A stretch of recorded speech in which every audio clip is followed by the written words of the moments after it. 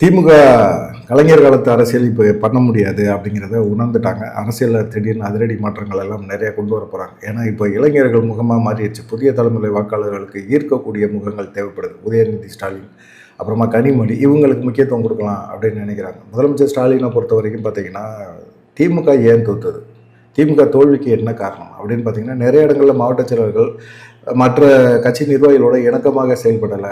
பெருசாக தாவேக்காவை கண்டுக்கலை. ஒவ்வொரு மாவட்டத்திலையும் அவங்க ஒழுங்காக செயல்பட்டு இருந்தாங்க. தாவேக்காவை ஏதாவது ஒன்று பண்ணியிருந்தாங்க அப்படின்னா ஓரளவுக்கு வெற்றி பெற வாய்ப்புகள் இருக்குது. ஓரளவுக்கு கணிச்சிருக்கலாம். எல்லாமே எடப்பாடி பழனிசாமி அந்த அதிமுக பலகீனமாக இருக்குது, பாஜகவோட கூட்டணி வச்சவர்களாம் பலகீனமாக இருக்குது, நம்ம எளிதாக வெற்றி பெற முடியும் அப்படின்னு நினச்சாங்க. ஆனால் மக்கள் மனசில் ஒரு மாற்றம் வேணும் அப்படிங்கிற ஒரு எண்ணம் இருந்திருக்குல்ல. அந்த மாற்றம் என்ன மாற்றம்? இப்போ எடப்பாடி பழனிசாமிகிட்ட இல்லை அப்படின்னு தெரிஞ்சிருச்சு. எடப்பாடி பழனிசாமிக்கு ஓட்டு போட மாட்டாங்க அப்படின்னு உணர்ந்தாச்சு.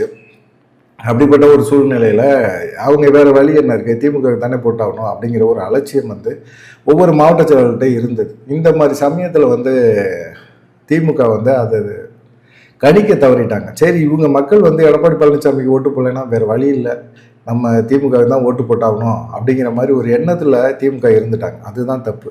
அவங்க மாற்றம் வேணும்னு நினச்சாங்க. இப்போ மாற்றத்துக்கு விஜய் வந்திருக்கிறார், தாவேகா கட்சியை கொண்டு வந்திருக்காரு. ஏன் அந்த தாவேகாவுக்கு ஓட்டு போடுவாங்க அப்படிங்கிற ஒரு எண்ணம் ஏன் உங்களுக்கு மனசில் வரல? தாவேகா கொஞ்சம் கட்டுப்படுத்துறதுக்கு வேலை பார்த்துருக்கலாம்ல அப்படிங்கிற ஒரு எண்ணத்துக்கு வந்தாங்க. சரி, அப்புறமா கட்சி நிர்வாகிகளோட ஸ்டாலின் ஆலோசனையெல்லாம் பண்ணார். என்ன காரணம் அப்படிங்கிறத இது பண்ணுங்க, எழுதி கொடுங்க அப்படின்னு சொன்னார். அப்புறம் உளவுத்துறை அவங்கள்ட்ட ஆதரவாக இருந்தாங்கள்ல, அவங்கள்ட்ட எல்லாம் ஆலோசனை பண்ணார். என்ன காரணங்கள்னால பண்ணாங்க, என்ன காரணங்களால தோற்று போச்சு, ஏன் நம்ம கடைசி வரைக்கும் நமக்கு ரிப்போர்ட் இப்படி தானே வந்தது அப்படிங்கிற மாதிரி ஒரு எண்ணம்லாம் இருந்தது. ஆனால் எல்லாருமே நிறைய விஷயங்களை ஸ்டாலின் முதலமைச்சராக இருக்கும்போது கொண்டு போய் அவர் கவனத்துக்கு கொண்டு போய் சேர்க்கவே இல்லை. அதுதான் மிகப்பெரிய ஒரு குறைபாடு. அவருக்கு மிகப்பெரிய இது என்னென்னா, ஏன் இதை கொண்டு நம்ம நாலேஜில் கொண்டு வரல, நம்ம கொண்டு வந்திருந்தால் நம்மளே அப்போ சரி பண்ணிடலாம். ஏன்னா சபரீசன், உதயநிதி இவங்கள தான் குற்றச்சாட்டே சொல்கிறாங்க. சரி, இப்போ மாவட்ட செயலாளர்கள் பல மாவட்டங்களில் மாவட்ட செயலாளர்கள் தொண்டர்களோட ஒரு ஒருங்கிணைப்பை இல்லை அப்படிங்கிறத கண்டுபிடிச்சிட்டாங்க. அது இல்லாமல் எல்லாருமே இப்போ தொண்டர்கள் ஓப்பனாக பேச ஆரம்பிக்கிறாங்க ஆலோசனை கூட்டங்களில். இது மாதிரி மாவட்ட செயலர்கள் எங்களை கண்டுக்கலை, மதிக்கலை, எங்களுக்காக இது பண்ணல, செலவு பண்ணல அப்படிங்கிற மாதிரி நம்பலை. எங்களை வட்டச்செயலர்கள்லாம் நம்பலை. இவங்க தனியாக ஒரு குழு போட்டு அவங்க மூலமாக பணப்பட்டுவாடாலாம் பண்ணாங்க. வட்டச்செயலர் மேலே நம்பிக்கை இல்லை. அப்புறம் நாங்கள் எப்படி இறங்கி வேலை பார்க்க முடியும் அப்படிங்கிற ஒரு எண்ணம் இருந்தது. அதே போல் நிறைய திமுக காரங்க வீட்லேயே பார்த்தீங்கன்னா தாவேக்காவுக்கு ஓட்டு விழுவுறது திமுகவில் பதவியில் இருக்கிற நிர்வாகிகளுக்கே தெரிஞ்சிருக்கு. தெரிஞ்ச பிறகு அதை கட்டுப்படுத்துறதுக்கு அவங்க தவறிட்டாங்க. அதெல்லாம் ஒரு குற்றச்சாட்டாகவே வந்தது. அது கண்டிப்பாக திமுக காரங்க வீடு அப்படின்னு சொல்லக்கூடிய இடத்துல அவங்க தாவேக்காவும் இருக்கிறாங்க அப்படிங்கிற மாதிரி ஒரு பேச்சும் எழுந்தது பெரிய தப்பாக போச்சு. அது ஒரு ஓட்டு தானே, 2 ஓட்டு தானே அப்படிங்கிற மாதிரி ஒரு அலட்சியம் இருந்தது. ஒவ்வொரு வீட்லேயும் ஒரு ஓட்டு தானே, 2 ஓட்டு தானேன்னு அலட்சியம் அப்படியே தொடர்ந்து அவங்க ஆட்சி அமைக்கிற வரைக்கும் கொண்டு விட்டுருச்சு. இதுதான். அது இல்லாமல் பார்த்தீங்கன்னா, ஒவ்வொரு மாவட்டத்திலையும் திமுகவில் உட்கட்சி பூசல் அப்படிங்கிறது இருக்குது. ஒரு மாவட்டத்தில் 2 அமைச்சர்கள் இருக்காங்கன்னு பார்த்தீங்கன்னா, அவங்க ஒரு தனி கோஷ்டியாக செயல்படுறாங்க, இவங்க ஒரு தனி கோஷ்டியாக செயல்படுறாங்க. அவருடைய ஆதரவாளர்களை நிறுத்துறாரு அப்படின்னா அதுக்கு எதிரணியில் இருக்கிறவர் அவரை தோக்கடிக்கிறதுக்கான என்ன வேலையை பார்க்கணுமோ அதை பார்க்குறாங்க. அவர் வலுவாக கட்சிக்குள்ளே உட்காரக்கூடாது, நம்ம தான் வலுவாக போய் உட்காரணும் அப்படிங்கிற ஒரு எண்ணம் அவங்களுக்கும் வந்தது. இந்த தோல்விக்கான காரணங்கள் இதெல்லாம் மிகப்பெரிய அளவு இருந்தது. என்ன பணப்பட்டுவாடை பண்ணாலும் சரி, என்ன பண்ணாலும் சரி, இப்படி தொடர்ந்து தோல்வியாக இருக்குது அப்படிங்கிற மாதிரி ஒரு எண்ணம் இருந்தது. இப்போ ஸ்டாலின் கையில் ஒரு 30-35 மாவட்ட செயலர்களை அவங்க சரியாக செயல்படலை அப்படிங்கிற ஒரு லிஸ்ட்டு வச்சுருக்கிறார். இந்த லிஸ்ட்டின் அடிப்படையில் ஏற்கனவே தேர்தலுக்கு முன்னாடியே சொன்னார், உங்கள் தொகுதியில் கண்டிப்பாக திமுக தோற்று போச்சுன்னா உங்கள் மேலே நடவடிக்கை எடுப்பேன், மாவட்ட செயலர்களை தயவு தாட்சினை இல்லாமல் மாற்றிடுவேன் அப்படின்னு சொன்னார். அதுக்கான ஒரு நடவடிக்கை இப்போ எடுக்க போகிறார். 30-35 மாவட்ட செயலர்களை மாற்றுறதுக்கான எல்லா லிஸ்ட்டுமே ரெடி. இப்போ மாற்றிட்டு எல்லாமே இப்போ மாற்றுறவங்களை என்ன பண்ண போகிறாரு அப்படின்னா, இப்போ இருக்கிறதுலே பார்த்தீங்கன்னா கட்சியில் சீனியருங்க, ஒரு கட்சிக்காக கடுமையாக உழைச்சாருங்க அப்படின்னா சீனியர்கள்ட்ட பொறுத்த வரைக்கும் என்னென்னா ரொம்ப அலட்சியம் இருக்குது. நம்மளை எந்த சூழ்நிலையிலும் மாவட்ட செயலர் பதவியிலேருந்து மாற்ற மாட்டாங்க, திமுக தலைமை மாற்றாது அப்படிங்கிற மாதிரி ஒரு எண்ணம் எல்லாத்து மைண்ட்லேயும் இருக்குது.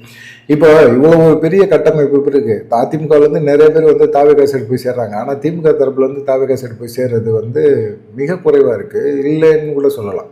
அந்த அளவுக்கு இருக்குது. ஏன்னா திமுக ஒரு கட்டமைப்பு, ஒரு குடும்பமாக செயல்படக்கூடிய ஒரு அமைப்பு. அது எந்த சூழ்நிலையிலும் எவ்வளவு பெரிய வீழ்ச்சியாக இருந்தாலும் சரி, அதை தாண்டி அவங்களால திரும்பவும் ஆட்சி அமைக்க முடியும் அப்படிங்கிற ஒரு நம்பிக்கை அவங்களுக்கு இருக்குது. கட்சியில் ஒரு பொறுப்பு, பதவி, அதிகாரம் இதெல்லாம் தனக்கு திரும்பவும் கிடைக்கும் அப்படிங்கிற ஒரு நம்பிக்கை இருக்குது. ஏன்னா அந்த கட்டமைப்பு திமுகவில் கலைஞர் காலத்துலேருந்தே இருக்குது.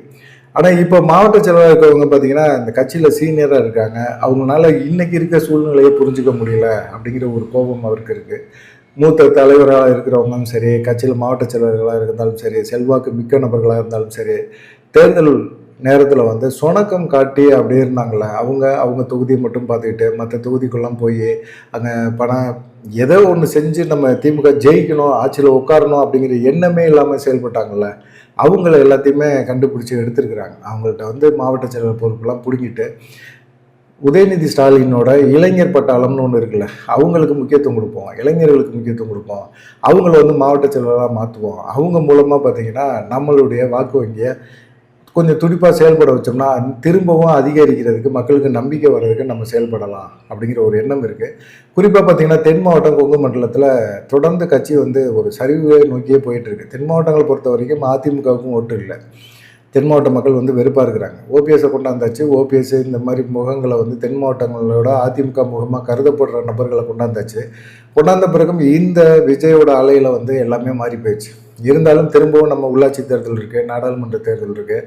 இப்படிப்பட்ட ஒரு சூழ்நிலையில் அதெல்லாம் நம்ம வெற்றி பெறணும். அதனால தான் வந்து பார்த்திங்கன்னா தென் மாவட்டம் கொங்கு மண்டலத்தில் நமக்கான வாய்ப்புகளை அமைக்கிறதுக்கு ஒரு வேலையை பார்த்துக்கிட்டு இருக்காங்க. முதல்ல ஸ்டாலின் வந்து எதிர்பார்த்துட்டு இருக்காரு அப்படிங்கிற மாதிரி இருக்குது. இந்த மாதிரி சமயத்தில் தான் பார்த்திங்கன்னா இதை ஒரு மாற்றத்தை நம்ம கட்சிக்குள்ளே கொண்டு வந்தால் தான் வெளியே மிகப்பெரிய ஒரு மாற்றத்தை நம்மளால் எதிர்பார்க்க முடியும். கட்சிக்குள்ளே பழைய ஆட்களை உட்கார வச்சுக்கிட்டு அவங்க சொல்கிறத மட்டும் கேட்டுக்கிட்டு நம்ம ஜெயிச்சிடலாம் அப்படிங்கிற மாதிரி இந்த சேகர் பாபு சொன்னார்ல, குளத்தூரில் நீங்கள் ஜெயிக்காமையா, உங்களை தவிர வேறு யாருன்னா இந்த தொகுதியில் ஜெயிக்கவே முடியும், அவ்வளோ நல்லது பண்ணியிருக்கீங்க அப்படின்னா முதல் சுற்றுலேருந்து ஸ்டாலின் வந்து இது தோல்வி முகத்தில் தான் இருந்தார். அந்த மாதிரி வந்து சேகர் பாபுலாம் என்ன பண்ணுறதுனே தெரியல அவருக்கு. அவரை நம்பி அவர் கையில் பொறுப்பை ஒப்படைச்சு எப்படியாவது ஜெயிக்க வைப்பாருன்னா அவர் தொகுதியில் ஜெயிக்கிறதுக்கான வேலையை மட்டுமே பார்த்துட்டாரு. இங்கே வந்து ஸ்டாலின் ஜெயிச்சிருவாருங்க அப்படிங்கிற மாதிரி ஒரு எண்ணம் இருந்தது. சரி, இப்போ வந்து கட்சிக்குள்ளே உட்கட்சி பகை அப்படின்னா குடும்பத்துக்குள்ளே கனிமொழிக்கு ஒரு அதிருப்தி இருந்துக்கிட்டே இருக்குது. உதயநிதிக்கு கொடுக்குற முக்கியத்துவம் நமக்கு கொடுக்கலையே, நம்ம டெல்லியோட நிப்பாட்டிட்டாங்களே அப்படிங்கிற ஒரு எண்ணம் இருந்தது. இப்போ அந்த பிரச்சனையை சால்வ் பண்ணுவோம் அப்படின்னு ஸ்டாலின் இறங்கி வந்து இப்போது செயல் தலைவர் பதவியை வந்து கனிமொழிக்கு கொடுக்கலாம் அப்படிங்கிற மாதிரி ஒரு எண்ணம் அவர் மைண்டில் இருக்குது. அவர் இனிமேல் கட்சிக்கு பின்னாடி இருந்து இயக்கலாம் அப்படிங்கிற ஒரு எண்ணத்தில் இருக்கார். செயல் தலைவர் பதவியை கொடுத்து அவங்கள வந்து தமிழ்நாடுக்குள்ளே கொண்டு போய் அவங்க செயல்பட வைப்போம். அது கொடுக்குறதுனால உதயநிதி கனிமொழி பஞ்சாயத்து அப்படிங்கிறது கட்சிக்குள்ளே பேச மாட்டாங்க அப்படிங்கிற ஒரு எண்ணம் இருக்குது. அது இல்லாமல் மகளிர் அமைப்புகள் மூலமாக ஒரு கொஞ்சம் மிக முக்கியத்துவம் கொடுக்கப்படும் அப்படிங்கிற ஒரு எண்ணமும் இருக்குது.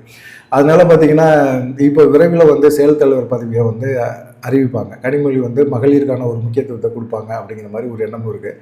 உதயநிதி ஸ்டாலினை பொறுத்த வரைக்கும் இளைஞர் முகமாக பார்க்கப்படுறதுனால இளைஞர் அணியோட நிப்பாட்டிட்டு 2 பேருமே இணைந்து செயல்படுற மாதிரி கனிமொழியோட அரசியல் முதிர்ச்சி, டெல்லி அரசியல் அனுபவம் இதெல்லாம் வச்சு பெண்கள் மத்தியில் ஒரு செல்வாக்கை உருவாக்க முடியும் அப்படின்னு ஸ்டாலின் நம்புகிறார், உறுதியாக நம்புகிறார்.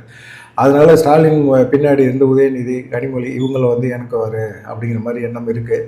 ஆனால் இன்றைக்கி இருக்கிற முகங்கள் பார்த்திங்கன்னா இளைஞரோட விருப்பமாக தான் இருக்குது. அப்படிப்பட்ட ஒரு சூழ்நிலையில் தனிப்பட்ட முறையில் ஒரு கட்சி அதிகாரம் அப்படி இப்படிலாம் செயல்படாமல் டெக்னாலஜியாக யூஸ் பண்ணுற ஒரு கும்பலை உருவாக்கி அந்த கும்பல் மூலமாக திரும்பவும் திமுக வந்து ஆட்சியில் உட்கார வைக்கணும் அப்படிங்கிற ஒரு எண்ணம் ஸ்டாலின் மைண்டில் இருக்குது அப்படின்னு சொல்கிறாங்க. அதனால் வந்து உதயநிதி கனிமொழிக்கு முக்கியத்துவம் கொடுப்பாங்க அப்படிங்கிற மாதிரி இருக்குது. விரைவில் வந்து செயற்குழு பொதுக்குழு கூட்டம் இருக்குது. இந்த கூட்டத்தில் வந்து கனிமொழிக்கு வந்து செயல் தலைவர் பதவி கொடுப்பாங்க அப்படின்னு சொல்கிறாங்க. திமுக வட்டாரத்தில் இது பரபரப்பாக பேசப்படுது. திமுக மறுசீரமைப்பு பண்ணி தான் ஆகணும். இதில் வந்து மாவட்ட செயலர்கள் 35 மாவட்ட செயலர்கள் மாற்றப்பட போகிறாங்க. அதிருப்தி ஆகிடுவாங்க. கண்டிப்பாக அவங்க வந்து திமுக தலைமைக்கு எதிராக பேசக்கூட ஆரம்பிப்பாங்க. அப்படி பேச முடியாது, பேசினா கட்சி கடுமையான ஒரு நடவடிக்கை எடுக்கும் அப்படின்னு சொல்கிறாங்க. இவ்வளோ தூரம் மிரட்டி திமுக தலைமையிட்ட நான் கட்சியில் சீனியர், நான் கலைஞர் காலத்து ஆள், துரைமுருகன் போன்ற நபர்கள் எல்லாமே உங்கள் அப்பாவுக்கே நான் வந்து அட்வைஸ் பண்ணிக்கிட்டு இருந்தவன், என்னையே வந்து நீங்கள் பதவி கொடுக்க மாட்டேறீங்களா, எம்எல்ஏ சீட் தர மாட்டீங்களா அப்படின்னு சொல்லிட்டு வேலூர் தொகுதி ஃபுல்லாகவே பார்த்திங்கன்னா துரைமுருகனோட ஆதிக்கம் அதிகமாக இருந்து இப்போ ஒன்றுமே ஜெயிக்க முடியாத ஒரு சூழ்நிலையை உருவாக்கி வச்சுட்டு போயிட்டாங்க. இந்த மாதிரி நிலைமை திரும்பவும் திமுகவுக்கு ஏற்படக்கூடாது.